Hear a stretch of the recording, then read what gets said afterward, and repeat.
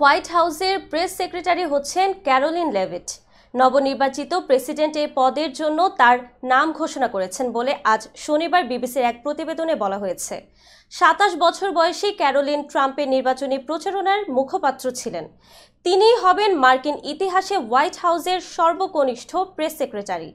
এক বিবৃতিতে ট্রাম্প বলেছেন, আমি আত্মবিশ্বাসী যে ক্যারোলিন কাজে শ্রেষ্ঠত্ব অর্জন করবেন এবং আমেরিকান জনগণের কাছে আমাদের বার্তা পৌঁছে দিতে সহায়তা করবেন। আমরা আবার আমেরিকাকে মহান করে তুলব। ক্যারোলিন স্মার্ট, দৃঢ় এবং একজন অত্যন্ত কার্যকর যোগাযোগকারী হিসেবে প্রমাণিত হয়েছেন।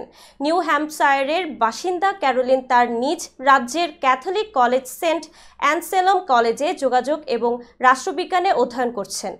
স্কুলে থাকাকালীন তিনি ফক্স নিউজে এবং ট্রাম্পের হোয়াইট হাউস প্রেস অফিসে ইন্টার্ন করেছিলেন।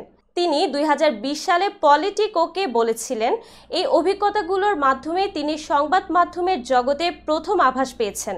ক্যারোলিন ২০১৯ সালে স্নাতক সম্পন্ন করার পরপরই ট্রাম্পের সময় হোয়াইট হাউসের জন্য কাজ শুরু করেছিলেন।